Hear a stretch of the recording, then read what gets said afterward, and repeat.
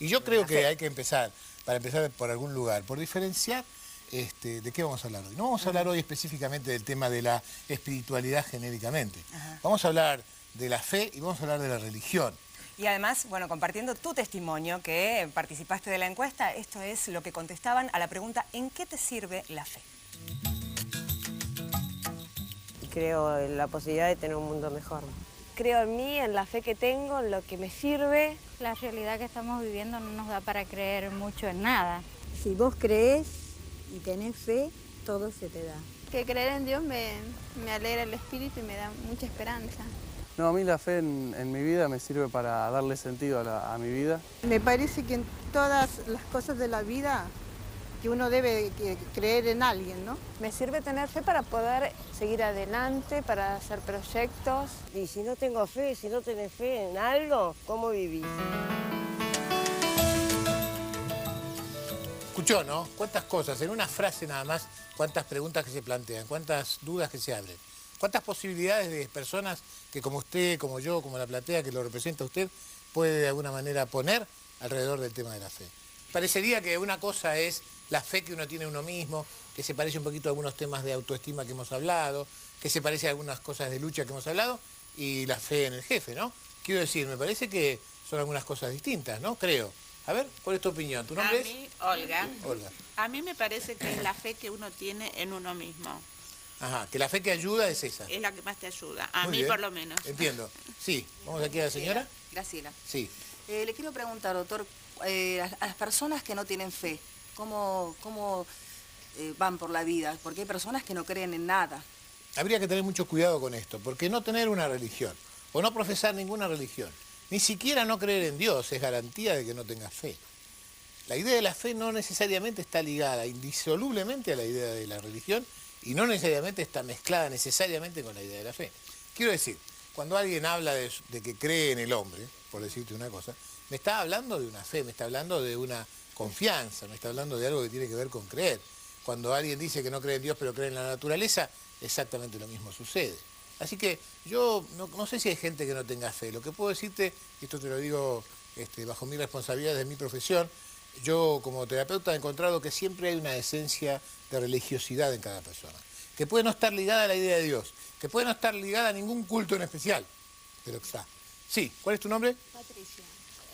Aquellas personas que creemos que sí que tenemos fe porque creemos en una religión, porque la practicamos en familia y demás, hay ciertos momentos en los que realmente, bueno, es como que sentimos o que esa fe se nos escapa o que estamos bajando los brazos ante las situaciones que nos pueden llegar a pasar.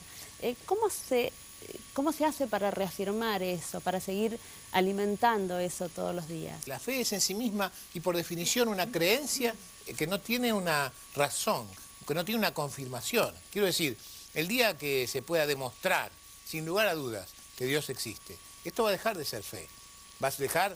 Será el reconocimiento de algo, pero no será la fe. La fe, por definición, es una creencia irracional. Y está bien que así sea, porque tiene que ver con algo que conecta la emoción con la creencia. Es mucho más que un pensamiento. La verdadera fe no es un pensamiento. Es una conexión entre una parte mía, que la vamos a llamar parte espiritual y de la cual nos vamos a ocupar, y algo en lo cual yo creo más allá de todo razonamiento lógico. O sea que ese vaivén es lógico.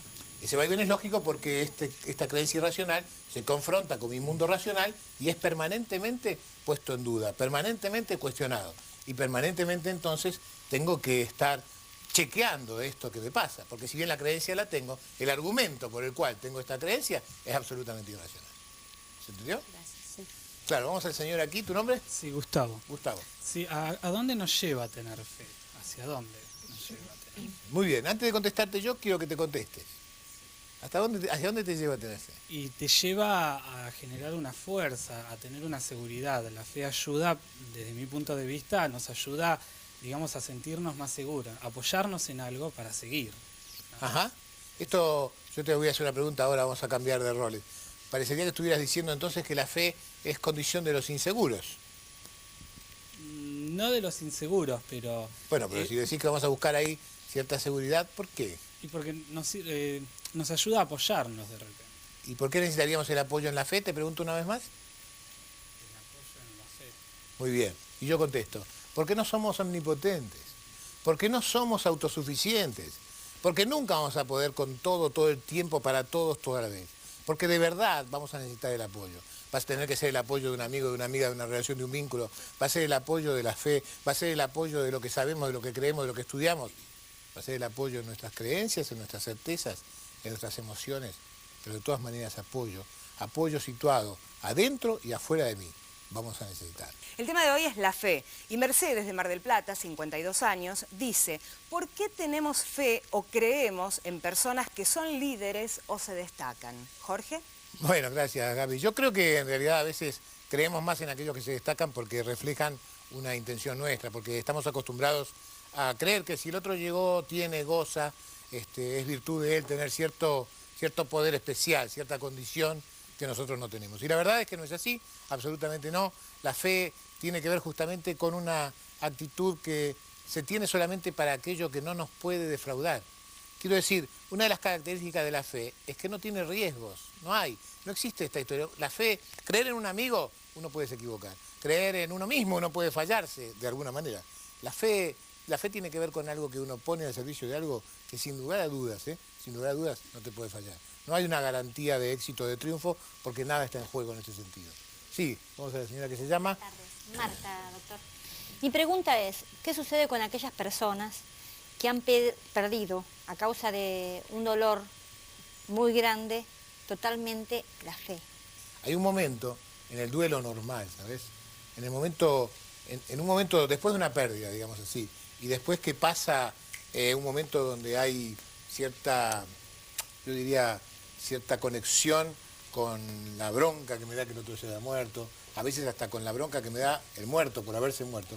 Hay un momento donde me enojo con Dios, me enojo con mi fe, me enojo con mi creencia, porque sostengo y empiezo a sostener sin darme cuenta que si yo creo en Dios, ¿por qué Dios me va a privar de esto que yo quiero? ¿Por qué mi fe no me protegió? ¿Por qué no pude más que esto? ¿Entendés? Y entonces empiezo a cuestionar, empiezo a enojarme con Dios, con la creencia y con la fe. Por si te sirve de algo, eso pasa, con el duelo pasa, ¿no? Y después de pasar por esta bronca, uno empieza a comprender que la verdad es que no se trata mi fe de estar consiguiendo una historia de conveniencia, ¿no? Que mi fe no está para protegerme de cualquier dolor. Que mi fe está, como decía Gustavo, en todo caso para apoyarme, en todo caso para sostenerme en el dolor, ¿no? Quiero decir, Dios, para los creyentes, ¿no? Dios no está allí para evitar que nos pasen las cosas malas, sino para darnos la fuerza para poder pasar por ellas, que es otra cosa, ¿no? Nosotros salimos con nuestras cámaras, fuimos a consultar a un rabino, el rabino Daniel Goldman, fuimos a consultar a Monseñor Laguna y fuimos a hablar con mi amigo Pacho Donner y le preguntamos a los tres sobre la fe. Mire lo que nos dijeron. Bueno, la fe es una fuerza portentosa que surge de un lugar especial de nuestra alma que nos indica que cada uno puede tener un proyecto, que la vida tiene sentido, que podemos mirar más allá de nuestros ojos. La fe es el asentimiento de la inteligencia y de la voluntad a lo que Dios nos revela. Nosotros, por nuestra razón, podemos llegar a muchos conocimientos y a muchas certezas, pero la fe como tal es una gracia de Dios, un impulso que el Espíritu mueve en nosotros ante lo que Dios nos cuenta. Confesemos que verdadera fe tiene muy pocos en general. Se confunde esto con una burocrática actividad, ¿no es cierto?, que pseudo religiosa, de cumplir con ciertos rituales. Y muchas veces se considera la fe casi como un hecho hereditario, ¿no es cierto? Si papá y mamá son religiosos, yo también lo soy. No tener fe no necesariamente es tener una moral más baja, ¿no es cierto?, que los que tienen fe. Bueno, y ustedes lo vieron. Un rabino, un sacerdote, un obispo y un pensador nos hablan de la fe. Y yo creo que con tres posiciones claramente diferentes, ¿no? La fe es una manera de ayudarnos en el camino de la búsqueda, o la fe es una virtud que de alguna manera Dios pone en nosotros, o por otro lado, la fe es algo que, como dice Pacho, quizás te sucede si tenés suerte y si no, no te sucede, y si no te sucede, estás en problemas, ¿no? tres posiciones diferentes. Las tres admitiendo que hay algo que es la fe, pero que no se sabe si buscarla, recibirla, haber heredado, ganarla o pelear por ella. Sí, vamos a ver, señora. ¿Te llamas? Sara. Doctor, le pregunto si la palabra a veces condice con la acción. Porque para mí, si la palabra no condice con la acción, no hay fe. Para mí esa es mi fe. Yo quisiera que usted me respondiera. Sí, yo no sé si siempre el hecho concreto de la relación entre la palabra y la acción habla de la fe. Yo creo que en todo caso habla del compromiso. Se puede estar comprometido con la fe o se puede no tener ningún compromiso con la fe que uno dice sustentar. Se puede ser leal a la palabra que uno tiene o se puede ser desleal. Y se puede caer en esta pseudo hipocresía, por llamarla de una manera dura, de aquel que, digamos así, proclama una fe que luego no ejerce desde su acción, ¿no? ¿De qué sirve en todo caso vivir rezando por los pobres si no soy capaz de meter la mano en el bolsillo cuando alguien me pide? En todo caso, cuando hay una incoherencia entre lo que digo, lo que siento y lo que pienso, eso siempre tiene que ver con una falta de, digamos así, de salud para la persona y no necesariamente una falta de fe. ¿Sí? ¿Está claro? Sí, te pido por favor. Doctor, una pregunta. ¿Tu nombre es? Alfredo. ¿La fe tiene que ver con el conocimiento? O sea, la sabiduría, el leer, el aprender, el adquirir, ¿ayuda a aumentar la fe? Es muy interesante, ¿sabes? Porque de verdad esto está tan estudiado, porque esta pregunta es la pregunta que los filósofos y los teólogos y los pensadores se han hecho desde siempre, ¿no? Porque esta es la pregunta, y yo te voy a contestar solamente de lo que yo creo. Yo he visto hombres que mucho saber los ha llevado hacia la fe, y he visto también algunos que sabiendo mucho se han alejado de su fe original. Así que te diría, parecería que son dos procesos totalmente diferentes, y tengo una explicación para darte. Dije antes, la fe es un hecho que tiene que ver con un argumento irracional. Cuando quiero explicar lo irracional, entonces la fe desaparece. Cuando en cambio mi sabiduría tiene que ver con darme cuenta que trazado cierto camino y después de cierto conocimiento puedo aceptar que hay cosas que mi razón no puede explicar, entonces quizás la fe empieza a aparecer en un lugar. Y quiero contarte, y Gaby, vení, acompáñame. Quiero contarte de una cosa que habla mucho de esto, de un señor, tengan en cuenta este nombre y acuérdense, se llama Larry Dossey. Larry Dossey es un médico que trabaja básicamente con enfermos terminales. Este hombre, Larry Dossey, encontró, trabajando con algunos cientos de pacientes, que aquellos que tenían fe, que aquellos pacientes que eran creyentes, tenían mejores evoluciones que los pacientes que no eran creyentes. Y él era un agnóstico, él tenía ciertas dudas sobre la creencia en Dios o no. Y empezó a pensar que algo pasaba y que ese algo no tenía mucha explicación. Y entonces se dio cuenta, a poco de andar, que debía ser la fuerza que ponían en ellos lo que le daba, que esta fuerza, sentirse acompañados por su fe, esta fuerza que eran capaces de procurarse generaba un efecto.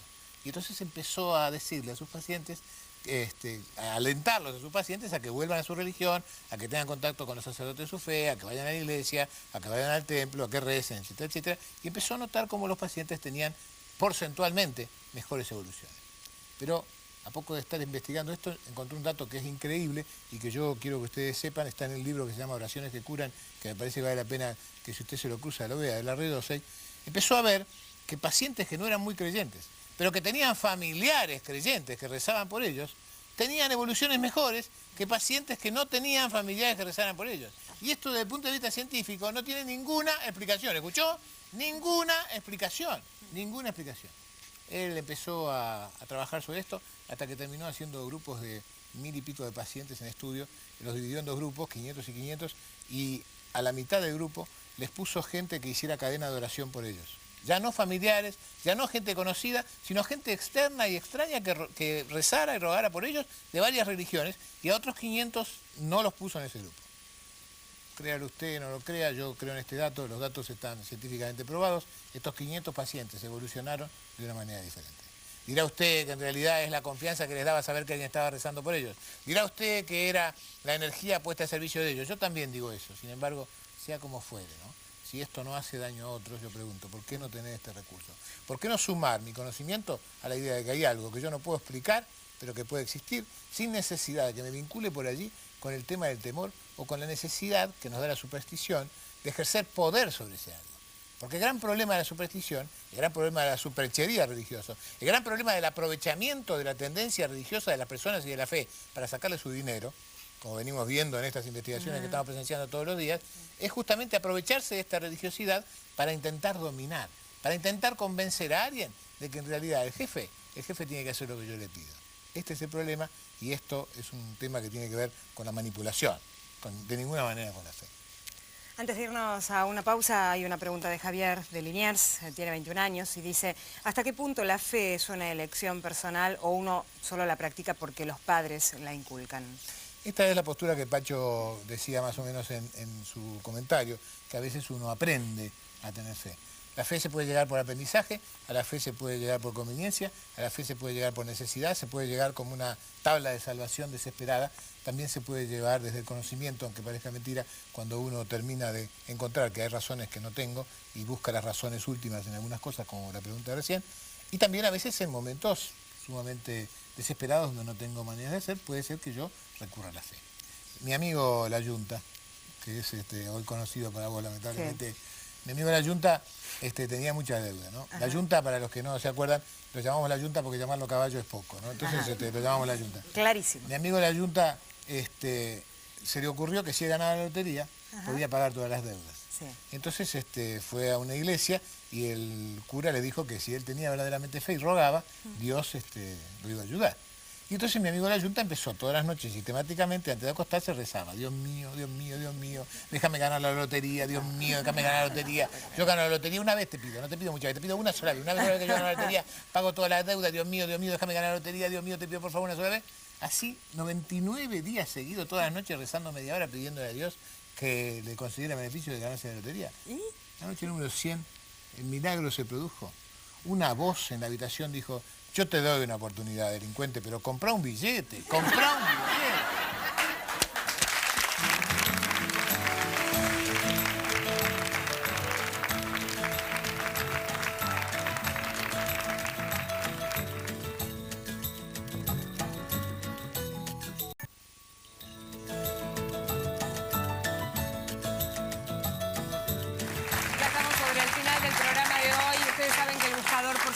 Recomienda algunos libros, algunos discos. En este caso hoy vamos a recomendar La Quinta Montaña de Paulo Coelho. ¿Por qué este libro, Jorge? Bueno, primero porque me parece que es hora de que el buscador recomiende un libro de Coelho, porque me parece que algunas de sus cosas son de verdad importantes. Segundo porque este es, sin lugar a dudas, el mejor libro de Paulo Coelho, por lo menos para mí. Y tercero porque habla justamente de la conexión con la fe. Habla justamente de esto que hemos venido hablando hoy, de cuestionar la fe para volver a ella, ¿no?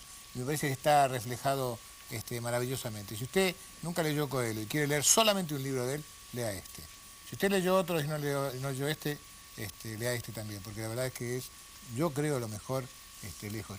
La Quinta Montaña, repetimos. ¿Conclusiones para este tema controvertido, la fe? A mí me parece que las conclusiones son, la primera conclusión es que nos quedamos con mucho para hablar, ¿no? Y me parece que uno se pone a hablar de fe y de verdad vemos cómo a todos, a los que nos consideramos creyentes, a los que nos consideramos que no, a los que creemos y a los que no, nos despierta la necesidad de hablar sobre esto, ¿no? Sí. Esta es la primera conclusión. Esto quiere decir que algo nos lleva, ¿no? La segunda, la conclusión de Larry Dossey, ¿no? Que es, la verdad es que seguramente debe haber algo detrás de todo esto para que uno encuentre esa fuerza cuando más la necesita, ¿no? Y la tercera, diría yo, es la que, si querés, te la digo con el cuento de hoy. Sí, nos encantaría escucharlo. Bueno, vamos. Dicen que este es un cuento que habla de una vieja leyenda, ¿no? En esta leyenda cuentan que la luz estaba en conflicto con la oscuridad. Se peleaban todo el tiempo por el dominio, por el poder, por el control del mundo, por el control del universo.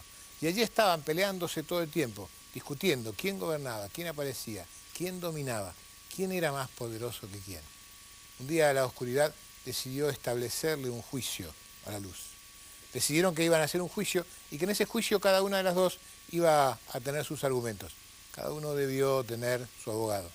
El abogado de la luz era la fe, el abogado de la oscuridad era la superstición, y así quedaron en encontrarse de cara al mar, que iba a ser quien juzgara para dirimir su conflicto. El día que estaba establecido para el juicio, la luz llegó muy temprano acompañada de la fe para empezar este conflicto, para empezar a terminar este conflicto. Pero la oscuridad y la superstición nunca se presentaron. Cuando después de mucho tiempo Alguien que sabía de esta historia le preguntó a alguien que era un sabio, a su abuelo, le preguntó, ¿pero por qué? Si la oscuridad tenía muchas cosas y mucho poder y todas las de ganar, ¿por qué no se presentó? ¿Por qué no se presentaron la oscuridad y la superstición? Y el abuelo sabio que contaba este cuento dijo, porque cuando la luz se acompaña de la fe, la superstición y la oscuridad no pueden ni siquiera aparecer. Nos vemos.